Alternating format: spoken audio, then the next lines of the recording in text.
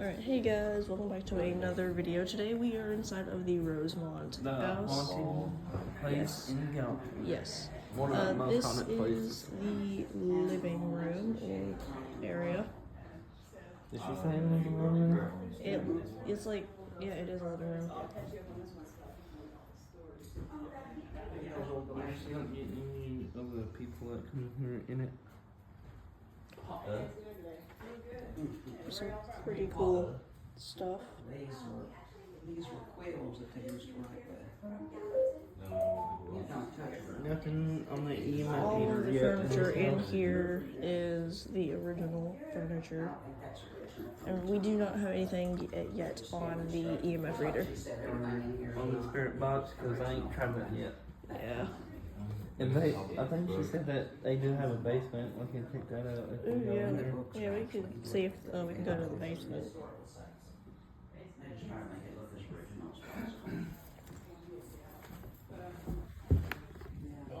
Oh, I loved how big the windows were in the old houses. Yeah, we started recording already.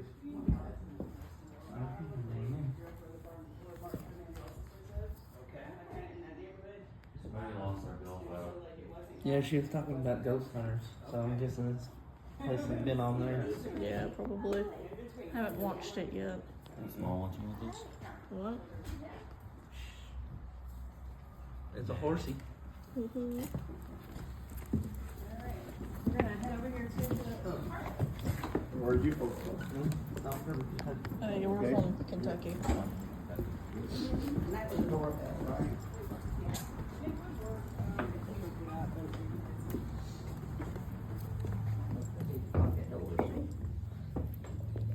I knew there would be I knew there would be piano.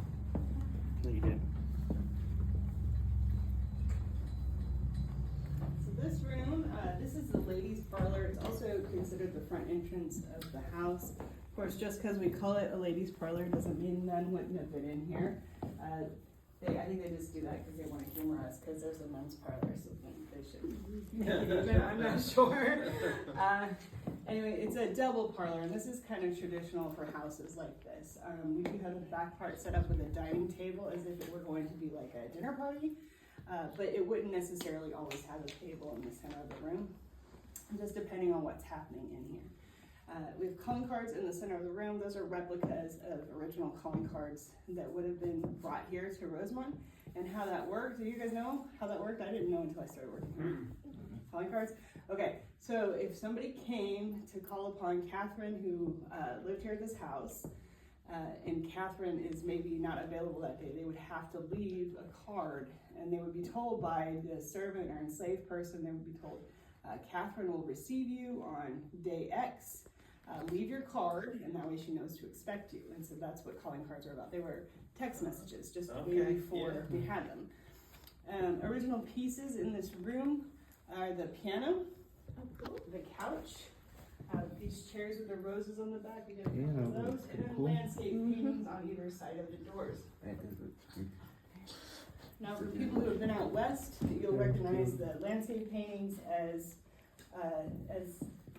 western expansion, or westward expansion. So you've got Yosemite kind of over here, and maybe the Grand Tetons over here, but they're not really the Grand Tetons because there's no water, I guess, at the base of the Grand Tetons. So I think that these are painted by somebody who received a postcard or read an article, but they never saw it. So they just imagined what it was to kind of fill in the blanks. I didn't know until a couple weeks ago that people from Tennessee, like I always knew that people went to Europe, you see TV shows and there's people getting on boats and heading over to Paris and things like that, and that's kind of common even in this area.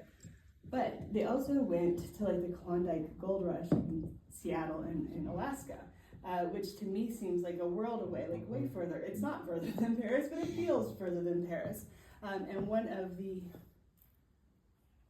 Paytons, who was a local family, actually died in a Klondike Gold Rush kind of expedition. So it's kind of wild.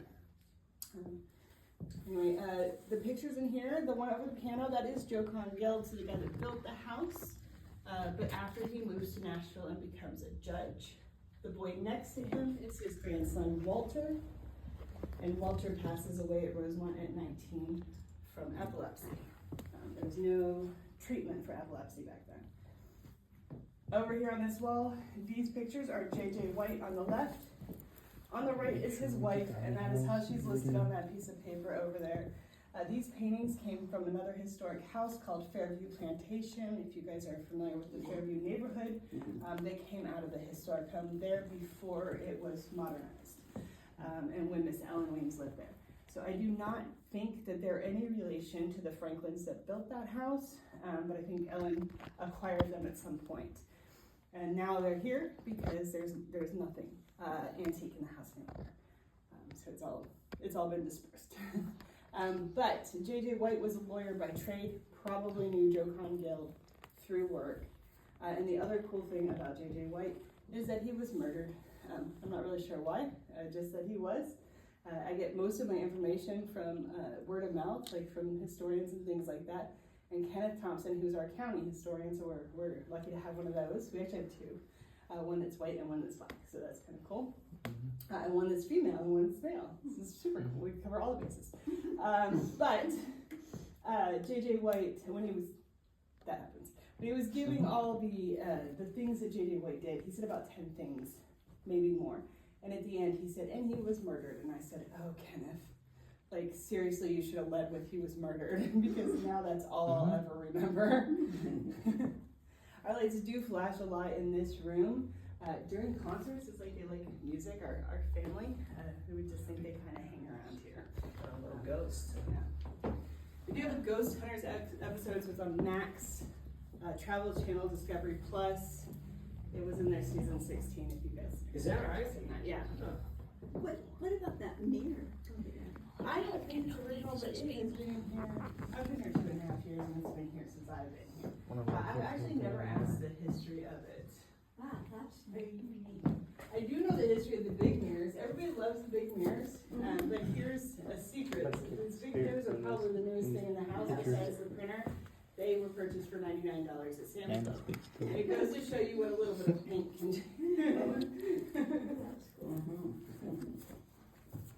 Pocket doors do still open and close pretty easily on that original track. They've never been redone. And when was the house built? It was built in 1836. I think it was built in 1828, but they tell me to say 1836. Okay. Wow. Want you show me the table too? Yeah. Are you serious? No, spirits. Yeah. Any of these pictures? Maybe I'll get some in the basement. They got them. So back here in this room, original pieces are the china. That's some of the original family china. There is more. That's just what we have out right now. And it's the same pattern as Andrew Jackson's at the Hermitage. And then also the picture that's underneath the portrait there, that is racing silver, was hidden under the house during the Civil War to kind of keep it safe from the Union Army. The only piece that we still have here today. Now this couple on the walls, that's Walter and Betty, and Walter and Betty are the second couple in Rosemont. But how Walter ends up here, besides being the son of Johann Gill, is that during the Civil War, I may have to unlock a door for you, unlock a door for this group. But during the Civil War, Walter is taken as a prisoner of war.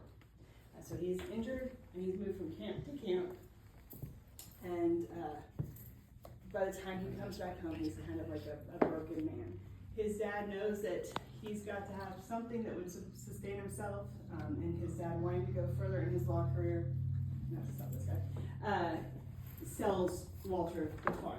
Now, if you guys don't mind, I'm gonna run and open this door because I got a person walking around, and I'll be right back. Kitchen operation. Hey, it's all right. It's kind of easy to. You always notice old houses have a smell. Nothing. It's pretty easy to tell. Maybe that they just the don't like my piano phone. is original because the strings were kind of rusty. That reminds me when I caught something. keys, Somebody sitting there Which playing the it piano. has 88 keys, That'd be and pretty the cool. keys were also kind of cracked and faded to It's it. probably real ivory too. That's what they make keys out of. On that orientation. And you'll notice our neighbor. That had light switches, the light switches are not. Shall I turn this in on the and wall just turn it down a little bit? Because those were added, they didn't have electricity back in those days. Probably did. Not In the everybody did basement. now. I Yeah. think she said they had a basement too. Yeah, we'll see if we can try Huh? and. If y'all wanna go see the Biltmore sometime, we'll go to Biltmore. Alright. 'Cause it was built in the late 1800s. I don't know that it's haunted. It's just, I love going there. I bet the basement is haunted. Cause it's always, Basement's always haunted. yeah, it's always. No operations yet. Haunted candle? Not real. I'm guessing that's the door to the outside. Nope, dining room.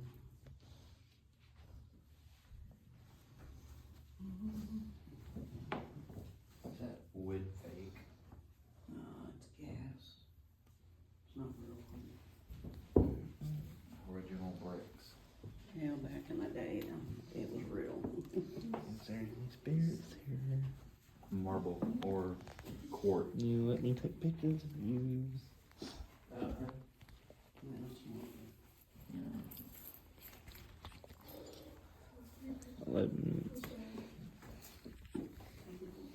I couldn't imagine me living in this house. It wouldn't even be a house. It would be a trash can. Does it look like a normal size? And When we get done with the basement, I'll turn it on the spirit box. Yeah.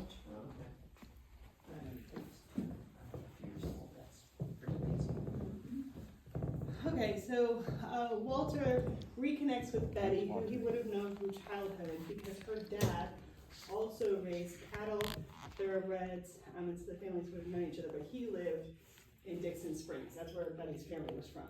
She would spend summers in Gallatin, or outside of Gallatin, with an aunt. So that's how they knew each other. They get married, and sorry, I catch my breath. When they marry, she's gifted that buffet.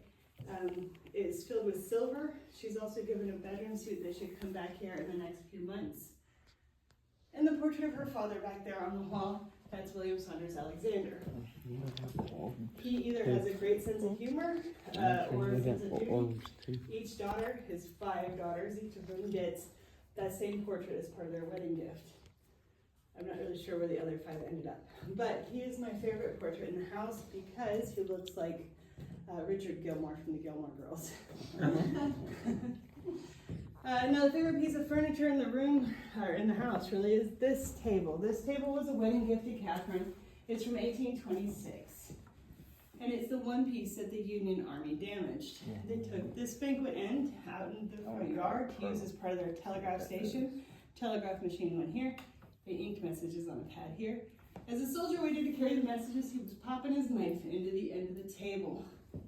One of the servants came in, said, "Old miss, those boys are out there ruining your table." And I'm told she went out in the front yard with some choice words and told them to put it back in her house. So in it came. I always thought it was kind of weird that this is the table they took, the one that they damaged, because even though the Union had been here for a couple of months, and you know that they would have done what they wanted to do, they didn't occupy our house. There would have been tables, even if the room didn't look exactly like we have it today, there would have been tables on the way back. So it didn't make much sense, and then I came through the house with a medium, and when we got to the table, instead of telling me some really cool story that I'd never be able to verify about soldiers, she told me this table should be wider.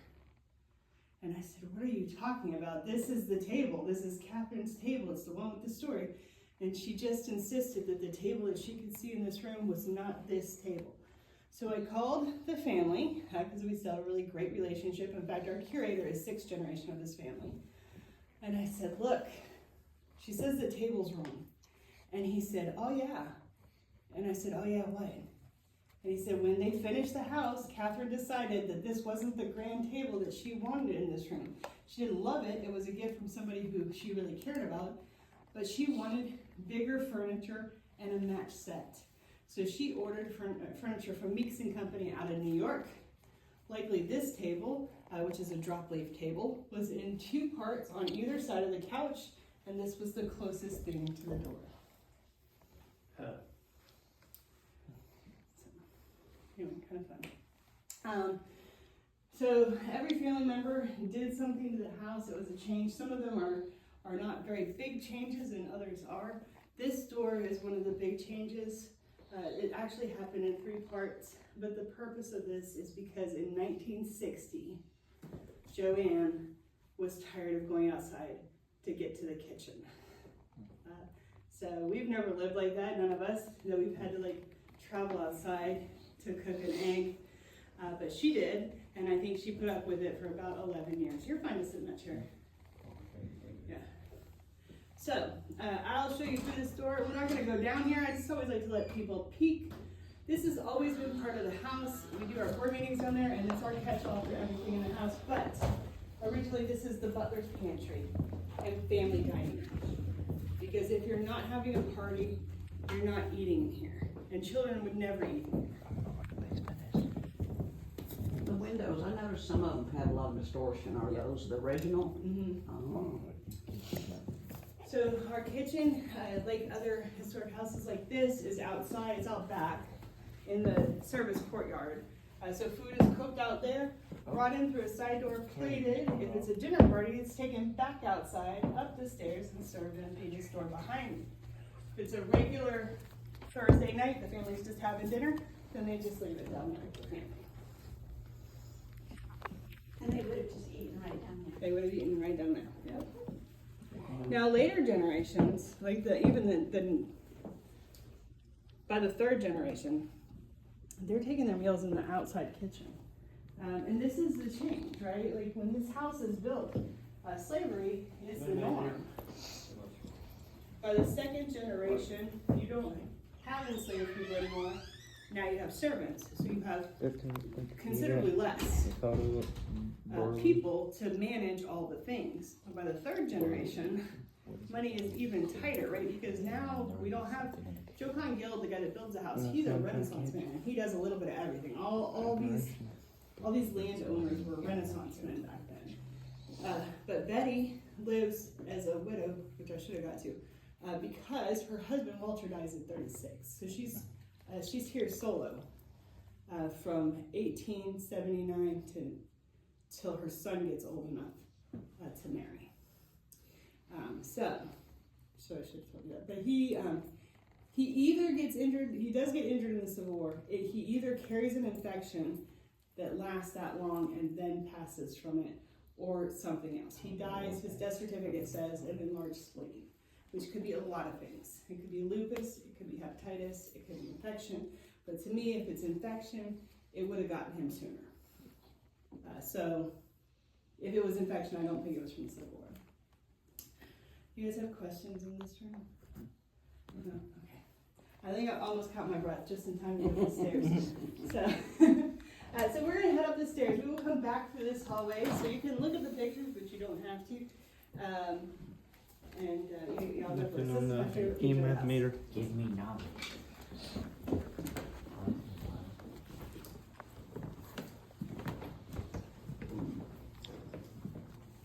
Nothing.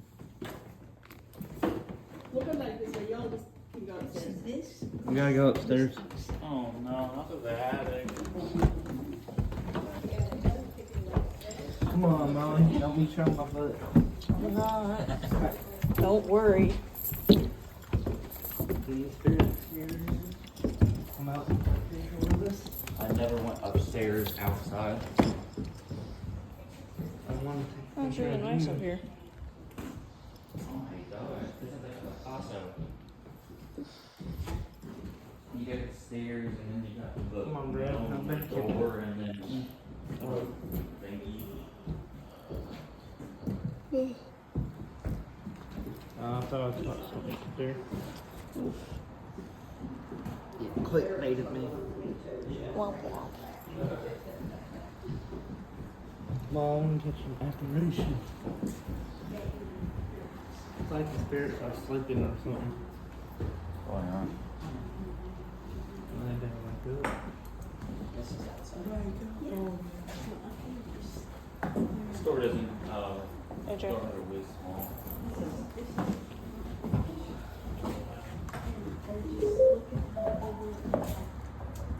Look at this.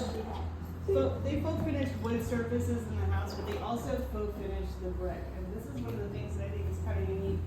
Other houses did it too, but I'm not yet toured a house that has had it. I've just heard of Catch it. the apparitions. And they painted all the brick iron oxide red, and then stencil lined the bricks. So you can see, like, particularly here, I get this one. where it's kind of been out of the weather. And it was just because they wanted the bricks to look like they had been imported from somewhere else, just not Tennessee. And like they had the highest quality brick mason to lay the bricks. So it's about appearance, like how fancy can we look? Yep. Hopefully it works like that. From my experience. Oh, that's creepy. Oh. What? There's balls everywhere. Oh no, I don't like this one. Peter Lover ate this soon, but it's because we have an abundance of dolls Oh my in here. I'm not scared of no dolls. This is the nursery. It's also called the girls' room. Boys are in this room until about 5 or 6, but girls till marriage. Now that's only basically in that first generation, because after that things kind of change. But that's the design of the house. In here, the original pieces are the armoire, the dressers, the juvenile bed, and the cradle back there. Cradle, of course, has lots of good stories. People say they see it move. I have yet to see it move. I've seen, the doll has been in different positions, but I've never seen the cradle move. So I don't have a lot of experiences here. The kids seem to like to turn the candles on, but they're not on today, obviously. Annie, and here we meet Annie. Annie's important. She marries Louis, who is Walter and Betty's son, and she and Louis move into the house. So they're the third couple in the house, but Annie is also the first person at Rosemont to have a paranormal experience and talk about it. She couldn't sleep at night because the orbs would keep her awake. She was also a little different in that, I don't know, how many of you guys are like old South, like been here forever in the South? You? Not us. Pretty much. Pretty much? Okay, so Catherine and Betty and therefore their spouses are all Presbyterian. But Annie comes along and she's Methodist. Which in the South is a thing. It's like a coup, like you're shaking it up.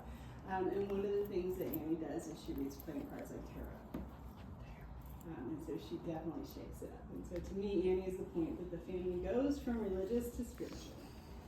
Even today, they're still more spiritual and less religion in the past. The twins that she's holding are Betty and Catherine. And they they live to adulthood. Catherine marries a guy who, since you guys now live here, and you live here, a guy named Jack Anderson. So Jack Anderson School is named for him. It's between Hendersonville and Gallatin. Catherine was also an educator, both of them were. They never had any children. Betty, her sister, who's a little more wild and sassy, ends up having 4 children, and 3 of those children still come to our events here at Rosemont. You have any questions on that? That little baby bed, that canopy bed, it's not original, right? No, but it is from the 1840s. Can I take Name of the hole. pictures of you? Is that It's the only okay? looks like there's something in the hole. There's Will definitely, you show up in the picture? there's something moving. There may be. I will tell you that there's a lot of Do rational I have things that are permission? scarier probably than the irrational things in the house. There are squirrels in the attic. So scratching is normal. The house caught fire in 1948. So it didn't happen this morning, but in summer a lot of the times when the heat hits, the sun hits the roof, it makes the house smell like it's still on fire. Because all the beams in the attic are charred. So it's just like this. I'm always like, what's the most rational explanation first?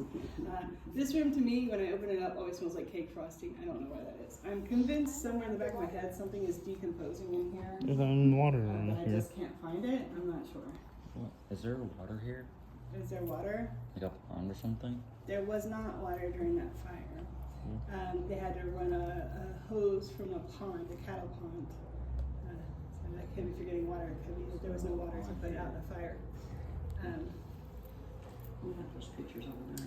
So that is Joanne and Joan, mother and daughter, taken at the same age and a very similar pose, but just that many years apart.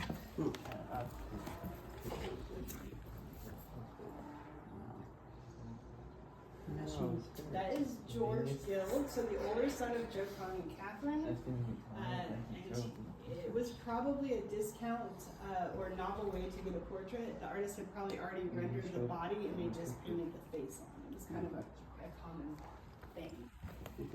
He's probably thrilled that that still hangs at Rosemont. He did become mayor of Nashville, so he made something of himself. He did like move on from that. Any other questions? No? All right, I'm gonna take you all the way across the boys' room. Get ready, Wyatt. Hi, Jen.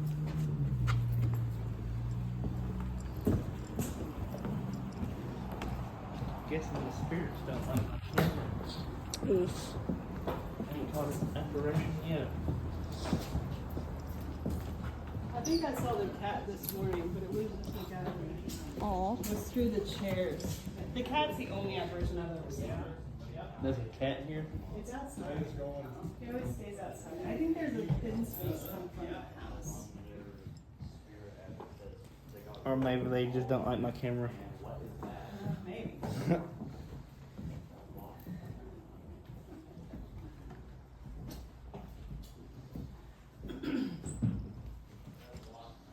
Sorry, this room isn't very friendly. There's a lot of chairs in it. I'm good.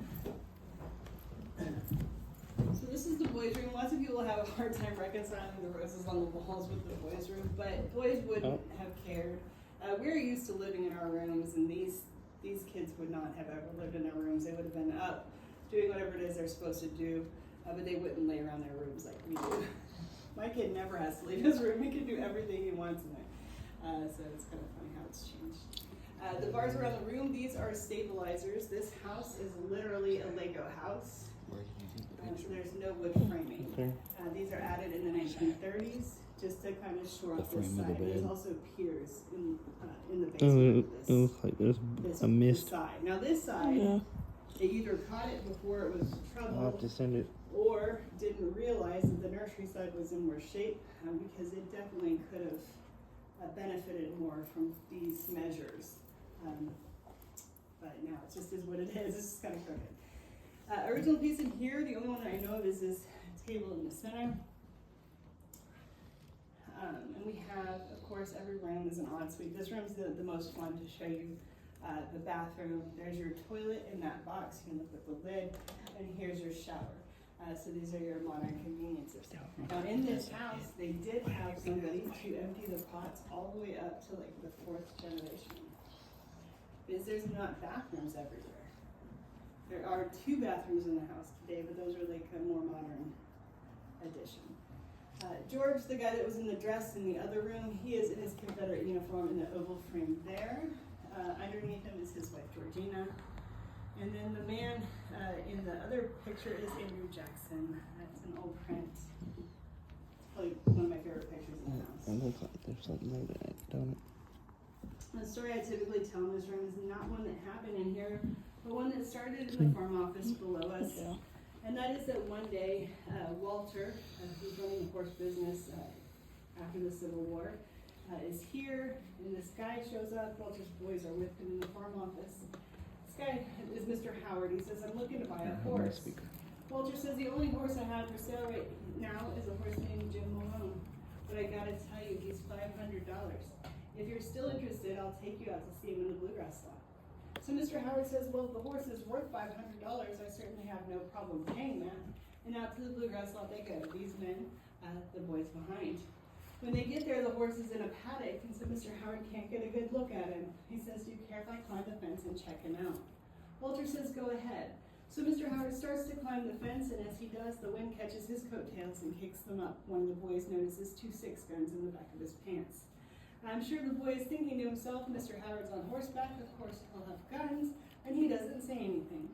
Anyways, Mr. Howard checks out the horse and likes him so much that they summon over a stallion right there on the spot to bridle the horse and walk him back up here to the farm office. Once back over here, signatures are signed, money is exchanged, and at the end of the transaction, Mr. Howard gives each little boy a quarter, and then loads the littlest one up on the back of the saddle with him. The new horse is tethered to his old horse, rides the boy to the end of the drive where he sets him down, and Mr. Howard rides off. yet. A little later that day, a servant from Wynwood over in Castilian Springs comes here. Says the guy stayed with us last night, and he's gonna come here today and try and buy a horse. He's gonna tell you that his name is Mr. Howard, but that's not Mr. Howard. It's Jesse James. Oh, he's sold him a horse.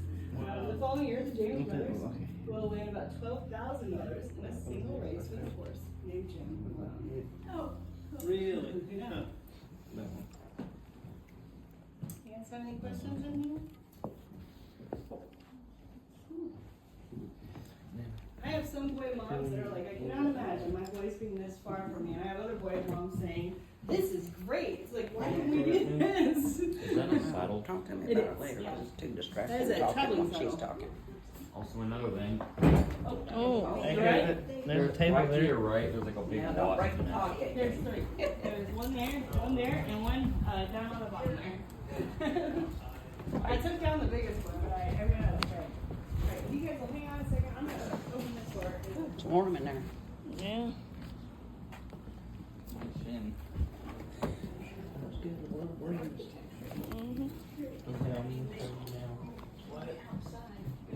Alright, guys, well, this is end of part 1. There will be part 2, so go check that out. Bye.